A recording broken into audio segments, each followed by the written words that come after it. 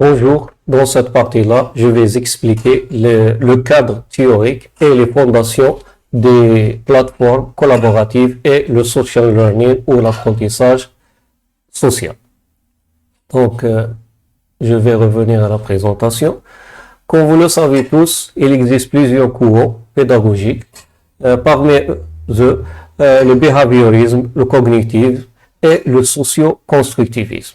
C'est ce courant-là qui est la base de notre social learning ou l'apprentissage social. Le socio-constructivisme, initié par Lev Vygotsky, est la source principale ou le courant principal qui dit que le savoir se construit par l'interaction et la négociation sociale avec les autres. Et il annonce aussi qu'il existe une zone de proxima de développement, un espace entre ce que l'apprenant sait faire de façon autonome et ce qu'il est capable de réaliser lorsqu'il est guidé par un tierce plus expert. Donc, pour lui, le savoir se construit par l'interaction avec les autres et d'élargir son espace de savoir en communiquant, en interagissant avec les autres. Par conséquent, l'interaction sociale est un élément essentiel pour acquérir et développer le savoir personnel. Monsieur Jérôme Bernard, il a développé l'interaction sociale en mettant quelques axes essentiels pour encadrer ce développement et créer un environnement sain et prospère pour le développement de savoir et de connaissances chez l'apprenant.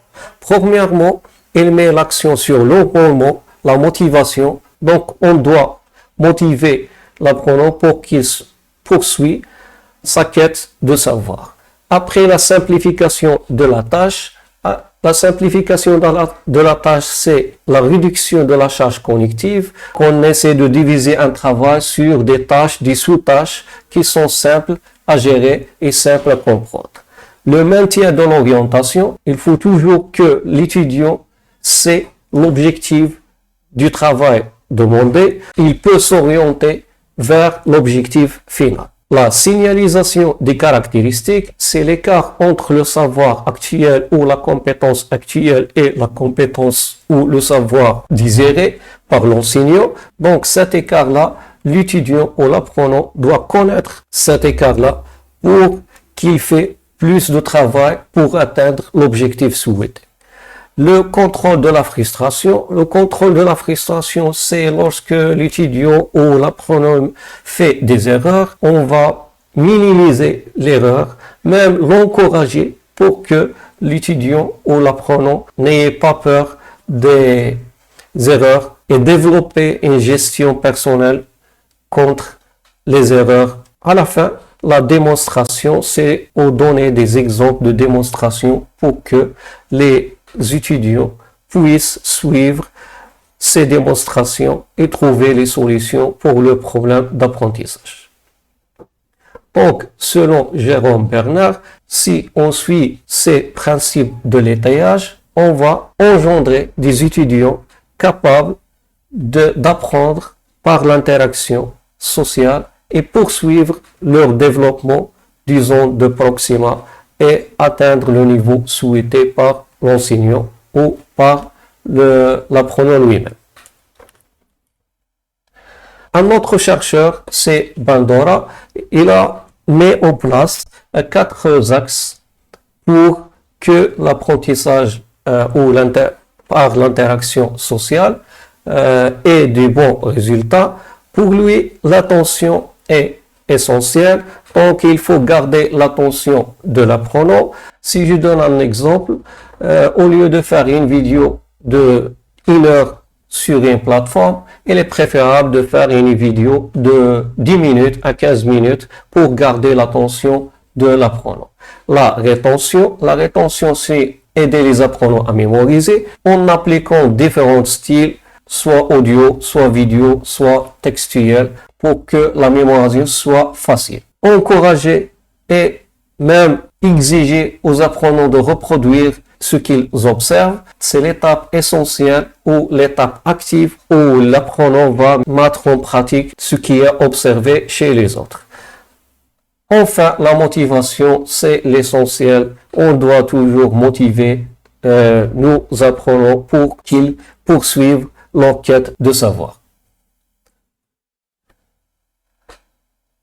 À la fin, l'apprentissage collaboratif en ligne par Linda Arames et Tony Bates, ces chercheurs-là ont aussi mis en place un cadre pédagogique pour aider les enseignants à mieux gérer leur cours en ligne. Premièrement, il faut faire la création des idées ou le brainstorming, chercher plusieurs idées innovantes sur le sujet que vous voulez poster sur Internet, organisez vos idées pour faciliter la charge cognitive des étudiants. Enfin, il faut toujours avoir un objectif de convergence intellectuelle. Il faut mentionner ce que l'apprenant doit apprendre après le suivi d'informations en ligne ou le suivi d'un cours. Selon ces trois chercheurs, on voit qu'il existe plusieurs méthodes pour l'apprentissage social et l'interaction sociale pour favoriser l'acquisition du savoir et même des compétences. À la fin de ce chapitre-là, on peut conclure que l'interaction sociale est un élément essentiel pour favoriser l'acquisition du savoir et de compétences. Selon les chercheurs que nous avons déjà évoqués, l'interaction sociale peut développer les connaissances d'un apprenant d'une manière efficace et simple. Je peux ajouter aussi que l'interaction sociale développe aussi les compétences transversales, la communication interpersonnelle, la gestion des émotions, la gestion des temps. Ce sont des compétences essentielles dans notre vie quotidienne. Maintenant, nous avons une idée claire sur les fondations théoriques de l'interaction sociale et l'apprentissage par interaction sociale. Donc, on va voir comment implémenter ces axes ou comment implémenter ce cadre-là pour créer un cours collaboratif en utilisant des plateformes collaboratives telles que Moodle ou d'autres types de plateformes.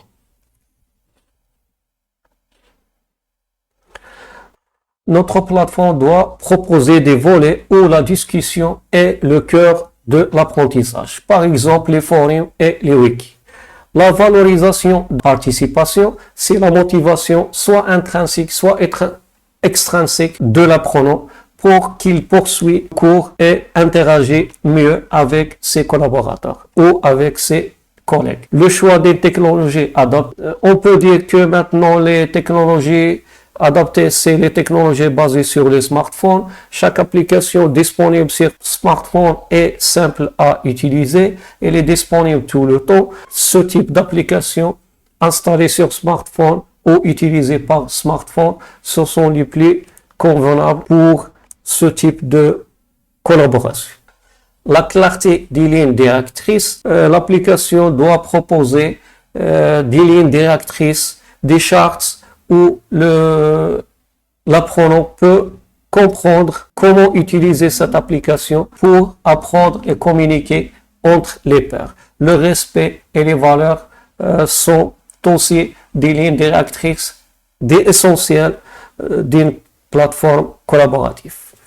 L'orientation et la préparation des apprenants. Il faut que l'apprenant connaisse comment utiliser cette application. Donc, il est préférable de faire quelques capsules vidéo sur l'utilisation de l'application pour éviter les biais technologiques de l'apprenant.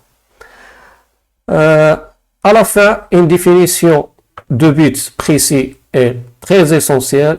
Donc, l'objectif, on a déjà évoqué les objectifs. L'apprenant ou l'étudiant doit toujours connaître l'objectif de la science. Il doit toujours connaître l'objectif de notre forum.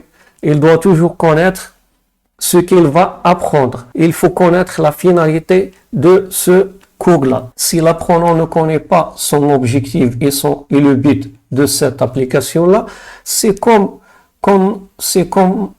une personne qui est dans une ville une grande ville où il ne sait pas le point d'arrivée. Donc, il circule son but. Le point d'arrivée est essentiel pour n'importe quelle situation pédagogique.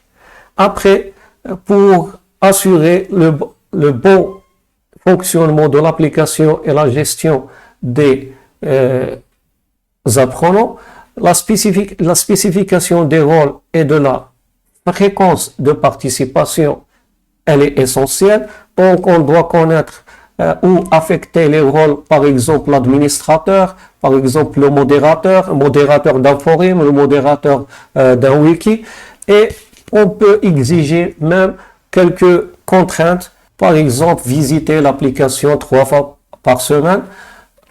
Donc ce sont des règles à respecter par tous les apprenants. Enfin, le suivi et l'adaptation aux barrières culturelles, il faut respecter les valeurs de la communauté. Si vous ciblez une communauté bien précise, vous devez connaître ces valeurs culturelles et les respecter dans votre applications ou vos systèmes sociaux. Pour l'animation et les techniques pédagogiques utilisées, on peut utiliser le pair instruction, instruction par les pairs. Donc on donne un sujet pour 2 personnes. Ces 2 personnes-là, ils vont chercher le sujet, trouver des réponses et chaque personne aide l'autre personne à comprendre son sujet. Donc, les 2 personnes se collaborent pour comprendre un sujet. Problem-based learning, apprentissage par le problème. On donne un problème à un groupe et on laisse le groupe gérer sa manière de trouver la solution. Donc, ils cherchent sur Internet, ils cherchent sur des bibliothèques pour trouver la solution au problème proposé. Et l'essentiel, c'est la collaboration, team-based learning, apprentissage en équipe.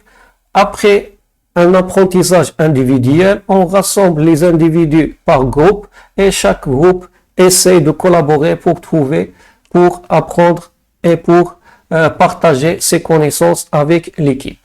Enfin, le jeu de rôle et de simulation, ce type de jeu de rôle, ce type de situation très important où l'étudiant ou l'apprenant endosse le rôle d'une autre personne, par exemple un ingénieur pédagogique, par exemple un docteur, par exemple d'autres types de métiers. La simulation lui permet de connaître le métier et d'interagir avec les situations confrontées par le rôle.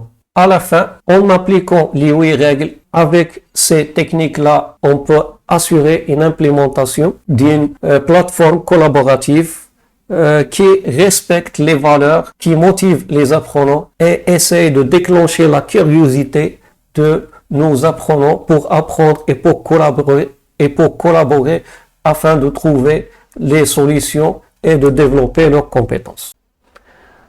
À la fin de notre cours, une évaluation s'impose pour valider les acquis des apprenants et pourquoi pas développer un type d'évaluation basé sur la collaboration pour valider les acquis de l'individu et du groupe. On va voir maintenant dans ce chapitre-là, et c'est le dernier, les biais qu'on va rencontrer sur les évaluations collaboratives et les solutions proposées. À la fin, on va vous donner une situation pratique, comment on va calculer la note individuelle de chaque personne dans un groupe. Pour l'évaluation, on peut trouver 2 types d'évaluation, l'auto-évaluation et l'évaluation par les pairs. Pour l'auto-évaluation, l'individu s'auto-évalue, il va noter son travail selon une grille prédéterminée et en comparant son évolution avec l'évolution des autres. Pour l'évaluation par les pairs, l'apprenant va jouer le rôle d'évaluateur et il va évaluer l'autre groupe ou l'autre individu selon des grilles prédéterminées par l'enseignant ou le concepteur pédagogique du cours. Mais ce type d'évaluation va engendrer quelques biais, quelques difficultés pour valider les notes ou pour donner des notes justes. on a essayé de énumérer quelques biais et les solutions proposées pour détourner ces biais. Premièrement, la tendance centrale. La plupart des apprenants ne veulent pas donner des notes de valeur maximale ou minimale. Ils donnent des valeurs au alentour de la moyenne. Pour contourner ce problème-là, il faut que l'ingénieur pédagogique établit une grille bien déterminée qui donne des notes spécifiques pour chaque travail donné. Cette grille-là, elle va aider l'apprenant pour évaluer ses pairs. L'effet Pygmalion ou un défect, c'est l'effet de l'amitié ou du préjugé. Si deux personnes se connaissent, et la personne va donner la note maximale pour l'autre, ou il est frustré par un autre, il va donner la note minimum pour l'autre. Donc pour cela, on va faire une configuration anonyme. La personne va corriger le travail de l'autre sans connaître son nom. Enfin, la notation collisoire, c'est la notation, c'est l'entente entre le groupe pour se donner la note maximale. Pour cela, il faut trouver des solutions mathématiques et algorithmiques pour ne pas donner la valeur maximale. Donc la plateforme, si elle voit que tout le monde reçoit la note maximale, elle va proposer un algorithme pour répondre ou pour annuler la note. Enfin, la fatigue et l'ordre de correction, c'est on donne beaucoup de travail de correction pour un certain individu. Il va être fatigué. C'est pour cela il faut limiter par algorithme que l'étudiant ne corrige qu'un à 3 livrables maximum par évaluateur. Ces biais-là d'évaluation, et je suis sûr que tout le monde a rencontré une situation de ce genre-là. Les solutions sont là, il faut maintenant les appliquer et l'implémenter pour avoir une évaluation de qualité. Enfin, on vous donne un exemple comment ça se passe pour donner la note à l'individu. Si le travail du groupe obtient la note globale de 75%, donc on va donner le travail du groupe A, il va être corrigé par au minimum et les préférables 3 d'autres groupes. On va faire la moyenne de la note. Si les 3 groupes, les 3 autres groupes donnent une moyenne de 75, on va dire que le groupe a reçu 75% de notes. Mais le problème, comment on va évaluer le travail individuel? Donc, pour le travail individuel, on va faire une évaluation par paire locale ou du groupe. Chaque individu du groupe va évaluer l'autre. Donc, selon le travail qu'il a fait dans le groupe. Si l'étudiant est évalué de 100%, donc on va faire 75% fois 1, c'est la note maximale, égale 75%. Ce étudiant-là, il va obtenir 75%. L'étudiant évalué à 90% par ses pairs obtient une note pondérée à la base. Donc 75% la note globale du groupe fois 0,9 la note qui a obtenu l'individu. Donc on obtient 67,5%. C'est la note individuelle de la personne qui a été évaluée par ses pairs à un travail de 90%. Enfin, si quelqu'un a fait un surplus, il a beaucoup travaillé et ses pairs ont évalué que son travail est de 110%, donc on a 75 fois 1,1, c'est 110%, il va avoir 110. Donc 75% fois 1,1 égale 82,5%. Donc c'est l'étudiant qui aura la meilleure note dans le groupe qui a déjà obtenu 75% selon les travaux ou selon l'évaluation par les groupes. Cette méthode-là est l'une des méthodes utilisées pour évaluer en collaboration ou évaluer en équipe ou évaluer par pair. Il existe d'autres méthodes qui sont à la fois similaires et différentes de cette partie-là. Parfois, on ajoute à cette note-là une note donnée par le prof ou par l'enseignant pour détourner quelques billes. À la fin de cette partie-là, j'espère que vous avez acquis quelques notions d'implémentation du cours en collaboration ou en apprentissage social. Ce type d'apprentissage est très utilisé dans les sociétés avec les adultes et en tant qu'ingénieur pédagogique, vous devez savoir ce type de formation, ce type d'apprentissage parce qu'il est très utile dans les entreprises et vous aurez probablement besoin dans votre carrière d'ingénieur pédagogique. Je vous remercie pour votre écoute et je laisse la parole à Mademoiselle Imen.